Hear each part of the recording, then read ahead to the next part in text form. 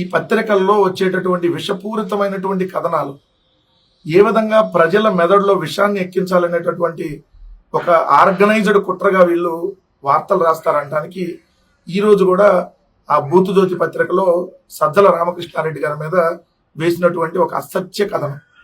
కబ్జాల పునాదిపై సజ్జల సామ్రాజ్యం అంటే హెడ్డింగ్ పెట్టి ఒక 3 ఫోటోలు, అరటి తోట ఫోటో, గెస్ట్ హౌస్ ఫోటో, మామిడి తోట ఫోటో, ఇవన్నీ ఆ ఫోటోలు వేసేసి ఇక్కడ కబ్జా జరిగిపోయింది, ఆక్రమించేశారని చెప్పి ఏదైతే ఒక తప్పుడు కథనం. ఆల్రెడీ జనవరి నెలలో మీరు ఇలానే రాస్తే దాని మీద ఆల్రెడీ వివరణ ఇవ్వడం జరిగింది. ఇంకోసారి ఇలాంటి వార్తా కథనాలు రాస్తే పరువు నష్ట దావా వేస్తామని కూడా క్లియర్గా చెప్పడం జరిగింది. ఎందుకంటే మీరు 1995 సంవత్సరంలో ఇక్కడ సజ్జల రామకృష్ణారెడ్డి గారు వాళ్ళ బ్రదర్స్ ఇక్కడ భూములు కొనుగోలు చేస్తే రైతుల దగ్గర నుంచి లింక్ డాక్యుమెంట్స్ అన్ని చూసే కొనుగోలు చేశారు. 2005లో ఆ భూముల్ని తన సోదరులకు ఇచ్చేశారు సజ్జల రామకృష్ణారెడ్డి గారు. అంటే 20 సంవత్సరాల క్రితమే నుంచి సజ్జల రామకృష్ణారెడ్డి గారికి అక్కడ ఉన్నటువంటి భూములకి సంబంధం లేదు. ఈరోజు ఒక సెంటు భూమి కూడా అక్కడ లేదు. కానీ మీరు ఆల్రెడీ ఇక్కడ సజ్జల గారి ఎస్టేట్ అని, సజ్జల సామ్రాజ్యం అని ఇష్టం వచ్చినట్టుగా తప్పుడు వార్తలు. ఆల్రెడీ ఇలానే అంతకుముందు జత్వానికి సంబంధించి కూడా రాశారు. ముంబై నటికి వేధింపులు, సజ్జల సహాయం అని రాస్తే ఈనాడు అండ్ వర్లరామయ్య గారి మీద వార్తలు రాసినటువంటి వార్తల్ని తెలుగుదేశం ఆఫీస్లో ఉండేటువంటి వర్లరామయ్య మీద, ఈనాడు పత్రిక మీద ఆల్రెడీ పరువు నష్టం దావా చేశారు. లీగల్ నోటీసులు కూడా వాళ్ళకి పంపించడం జరిగింది. అయినా ఇప్పుడు మళ్ళీ ఈ బూత్ జ్యోతి మారకుండా ఇలాంటివి రాసి అసలు ఎంత దారుణం ఉండి ఆ రోజు జనవరి నెలలో వీళ్ళు వార్త రాశారు. రాసిన వెంటనే సనాతన ఉప ముఖ్యమంత్రిగా ఉన్నటువంటి పవన్ కళ్యాణ్ గారు ఆయన విచారణకు ఆదేశించాడు. కానీ ఆ రోజు అటవీ శాఖ అధికారులు అక్కడ ఏం లేదండి, అసలు అటవీ శాఖకి ఈ భూములకి సంబంధం లేదని తేల్చి చెప్పారు. ఇప్పుడు జనవరి 8, 2025 సజ్జల కబ్జాపై అటవీ శాఖ హ్యాండ్స్ అప్ అని మీరే పెట్టారు. పెట్టినాక మళ్ళీ కలెక్టర్ మీద ప్రెజర్ తెచ్చి మీరు ఈరోజు అక్కడ జరిగిందని చెప్పి చూపించాలనేటువంటి కుట్రలో భాగంగా, అందుకని లోపలికి వెళ్తే మీరు అక్కడ ఒప్పుకున్నారు. అటవీ శాఖ అధికారులు ఈ భూమి మాది కాదంటూ చేతులు ఎత్తేశారు. కలెక్టర్ సీరియస్ గా తీసుకొని గట్టి ఆదేశాలు ఇచ్చాడంట. కలెక్టర్ చెరుకూరి శ్రీధర్ గట్టి ఆదేశాలు ఇచ్చి తేల్చేశారంట. మళ్ళీ లోపలికి వెళ్తే మీరే రాస్తారు సజ్జల కుటుంబాలకు కూడా ఇక్కడ రెవెన్యూ పొలం సర్వే నెంబర్ సో సర్వే నెంబర్లో 200 ఎకరాలకు పైగా భూములు ఉన్నాయి. ఇందులో సజ్జల సోదరుడు దివాకర్ రెడ్డి తనయుడు సందీప్ రెడ్డి పేరిట 130 ఎకరాలు, కుటుంబ సభ్యుల పేరుతో మిగతా భూములు సజ్జల ఎస్టేట్ లో ఉన్నాయి. వీటిలో కొన్ని రిజిస్ట్రేషన్ అయిన భూములు ఉన్నాయి. వీటిలో సుమారు 146 ఎకరాల పట్టా భూమి, ఇవన్నీ మొత్తం మీరే డీటెయిల్స్ రాశారు. మళ్ళీ మీరు ఆక్రమించేశారని రాస్తారు. అంతకుముందు కూడా పెద్దిరెడ్డి రామచంద్రారెడ్డి గారి మీద కూడా ఇలానే ఆల్రెడీ 3 సార్లు కోర్టులో అది ఏమీ లేదు, అది పెద్దిరెడ్డి రామచంద్రారెడ్డి గారి భూమి అని చెప్పినా కూడా మళ్ళీ మీరు అలానే రాసి అడవిని ఆక్రమించేశారు అని చెప్పి ఇప్పుడు కూడా సేమ్. ఎన్నాళ్ళు ఇలాంటి వార్తలతో బతుకుతారు? మనిషికి ఒక మాట, గొడ్డుకో దెబ్బ అని సామెత ఉంటుంది. మీలాంటి ఉగ్రవాదులకి పత్రికల ముసుగులో తెలుగుదేశం పార్టీకి కొమ్ము కాస్తూ ప్రజల మెదడులో ఒక విషాన్ని జిమ్ముతున్నటువంటి మీలాంటి ఉగ్రవాదులకి ఏ విధంగా చెప్పినా కూడా అర్థం కాదు. ఇలానే మీరు రాష్ట్ర ప్రజల మీద మీ ఉగ్రవాదాన్ని, ఉన్మాదాన్ని ఈ పత్రికల రూపంలో చూపిస్తారనడానికి ఇది ఒక నిదర్శనం. తప్పుడు వార్తలు మళ్ళీ రాస్తే ఖచ్చితంగా లీగల్గా పోతాం. ఎవరిని కూడా వదిలేటటువంటి ప్రసక్తి లేదు. బూత్ కిట్టు క్లియర్గా నీకు కూడా చెప్తున్నా, ఖచ్చితంగా ఇలాంటి మీద మీ మీద పరువు నష్టం దావా ఖచ్చితంగా వేస్తాం. ఇంకో వార్త ఈనాడు దినపత్రికలో 2వ విడత భూ సమీకరణకు రైతులు సానుకూలం. అప్పుడే డిసైడ్ అయిపోయింది. రాజధాని ప్యాకేజ్ అమలు చేస్తే అభ్యంతరం లేదు. 4 గ్రామాల్లో 9617.58 ఎకరాలు అంటే దాదాపు 10,000 ఎకరాల భూ సమీకరణ. పెదకూరపాడు నియోజకవర్గంలో గ్రామ సభలు, దాంట్లో ఎండ్రాయి గ్రామ సభలో మాట్లాడుతున్న ఎమ్మెల్యే భాష్యం ప్రవీణ్. సో రైతులు మొత్తం 14 అంశాలతో కూడినటువంటి వినతి పత్రం అందించారంట. ఎండ్రాయి గ్రామ సభలో ఒక మహిళా రైతు తన భూమి ఇవ్వనంటే అభ్యంతరం వ్యక్తం చేశారు. ఆల్రెడీ 34,000 ఎకరాలు, 35,000 ఎకరాలు దాదాపుగా సేకరించారు. 20,000 ఎకరాలు ఉంది అంటే 55,000 ఎకరాలు ఉంది. మీరు ఇంకొక 45,000 ఎకరాలు సేకరించే దాంట్లో భాగంగా 10,000 ఎకరాలు భూ సమీకరణ అని ఈరోజు చేస్తున్నారు, ల్యాండ్ పూలింగ్ అని. అంటే 1,00,000 ఎకరాలు 1,00,000 కోట్ల అప్పులు తెచ్చి 1,00,000 ఎకరాలు 3 పంటలు పండేటటువంటి భూములు అక్కడ క్లియర్గా రాశారు. 3 పంటలు పండేటటువంటి అదే చూడండి, 3 పంటలు పండే భూములకు జరీబు ప్యాకేజీ 1,450 గజాలు ఇవ్వాలని రైతులు డిమాండ్ చేశారంట. కొంతమంది రైతులు అంటే ఒక రైతు అని రాశారు, కానీ కొంతమంది మహిళా రైతులు అభ్యంతరం వ్యక్తం చేశారనే దాంట్లో సారాంశం. మహిళా రైతులను ఎవరైనా కూడా. సో ఎందుకు ఈ భూములు ఇంకా సేకరణ చేసి ఏం చేద్దాం అనుకున్నారు ఈ రాష్ట్రాన్ని? ఎంత దుర్మార్గం! 1,00,000 ఎకరాలు 3 పంటలు పండే భూముల్ని నాశనం చేసి హరితాంధ్రప్రదేశ్ని ఈరోజు రియల్ ఎస్టేట్ కోసం నాశనం చేస్తా ఉంటే, హైదరాబాద్ హెచ్సి యూనివర్సిటీలో మనం చూసాం. హైదరాబాద్లో సెంట్రల్ యూనివర్సిటీలో సో అక్కడ భూములకు సంబంధించినటువంటి దాంట్లో 400 ఎకరాలు పోతుంటే అని ఎంత రాద్ధాంతం జరిగింది. ఇక్కడ 1,00,000 ఎకరాలు ఇలా జరుగుతుంటే మేధావులు ఏమైపోయారో మరి, వాళ్ళు మాట్లాడరు. రౌండ్ టేబుల్ సమావేశాలు పెట్టాలి కదా, అప్పుడు వచ్చి మాట్లాడాలి కదా.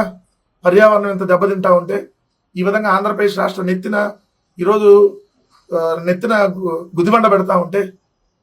ఇంకొక వార్త ఈరోజు మీకు చూస్తే అసలు ఈ వార్త ఎందుకు ఇంత హైలైట్ గా చదువుతున్నామని అనుకోవచ్చు చూసేటప్పుడు. ఐటీ శాఖ సంప్రదింపుల కమిటీలో మార్పు, ఇదేముందో పెద్దగా అని మనం అనుకుంటారు చూసేవాళ్ళు. కానీ లోపలికి వెళ్తే ఐటీ ఎలక్ట్రానిక్స్ పరిశ్రమల నుంచి భూ కేటాయింపు ప్రోత్సాహకాల కోసం అందిన దరఖాస్తులను కమిటీ పరిశీలిస్తుంది. 50 ఎకరాలకు మించి భూ కేటాయింపుల కోసం అందిన దరఖాస్తుల్ని రాష్ట్ర పెట్టుబడుల ప్రోత్సాహ కమిటీ పరిశీలనకు పంపుతుంది. అంటే 50 ఎకరాల లోపు భూములు కేటాయించేదానికి ఇప్పుడు ఉరుసా ఉంది. ఓ చోట 3.5 ఎకరాలు కేటాయించారు, ఓ చోట 56 ఎకరాలు కేటాయించారు, 56.5 ఎకరాలు.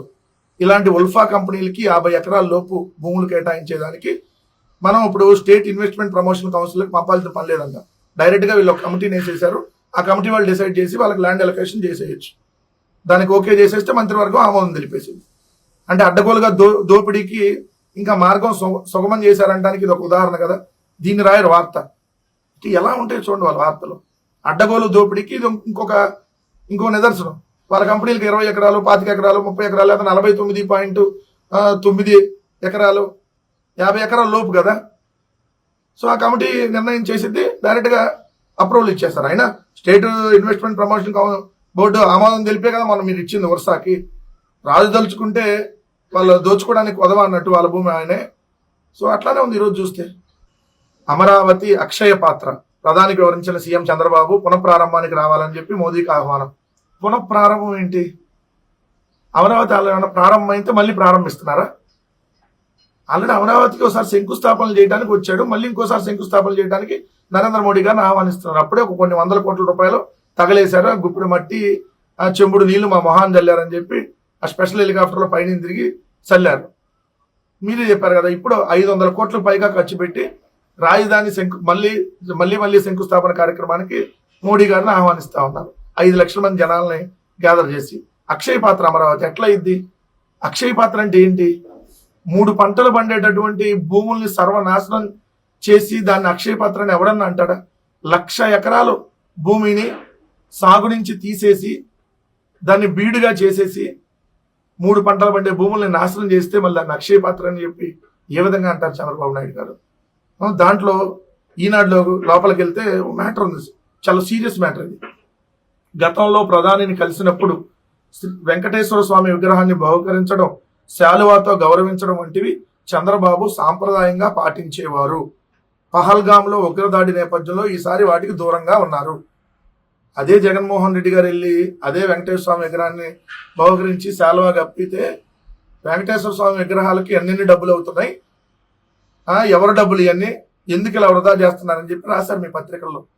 వెంకటేశ్వర స్వామి విగ్రహం ఇవ్వటం తప్ప ఏమన్నా రాష్ట్రానికి ఉపయోగం ఉందా అని చెప్పి రాశారు మీ పత్రికల్లో. మర్చిపోయారా మీ బోకు పత్రికలో రాసినటువంటి ఈ చండాలపు వార్తల్ని? ఇప్పుడేమో అసలు దాని మీద ఒక పెద్ద వార్తలాగా ఎప్పుడు బహుకరించడం శాలువాతో సాంప్రదాయంగా పాటిస్తాడు చంద్రబాబు. ఏది మీరు చేస్తే ఏం చేసినా సాంప్రదాయం, అవతల చేస్తే డాష్ డాష్ డాష్. మీరు ఏం చేసినా సంసార పక్షం, అవతల చేస్తే అది డాష్ డాష్ డాష్, అది బూతు. తప్పుడు ప్రచారాలు చేసే వైకాపాపై చట్టపరంగా చర్యలు తీసుకుంటాం. ఉల్ఫా క్లస్టర్స్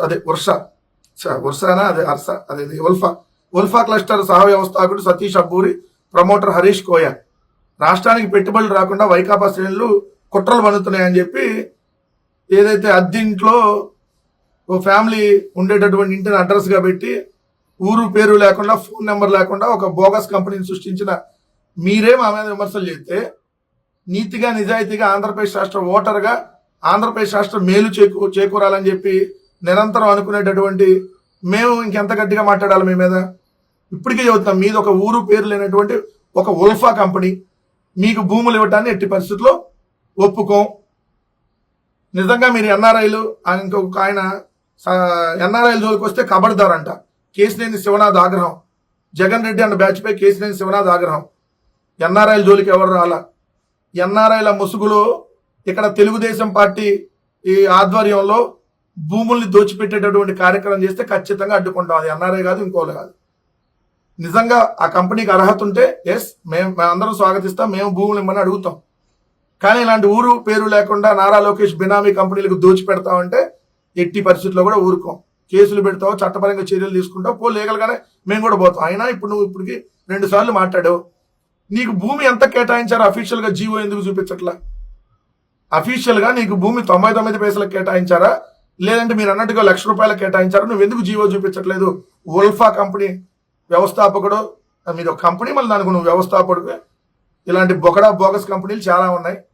అట్లాంటి పేరుతో దోచుకుంటా అంటే ఇక్కడ ఎవడు కూడా ఊరుకోడు. కేసినేని శివనాథ్ చిన్నియో బొన్నియో మీరు కూడా చెబుతా ఉన్నా. ఎన్ఆర్ఐలు దొరికొస్తే ఖబర్దార్ అన్నారు కదా. ఆంధ్రప్రదేశ్ రాష్ట్రంలో భూములు కబ్జా చేయాలని, భూములు దోచుకోవాలని వస్తే మేము కూడా ఖబర్దార్. ఖచ్చితంగా లీగల్గా పోతాం, ఎక్కడ కూడా తగ్గేదేలే.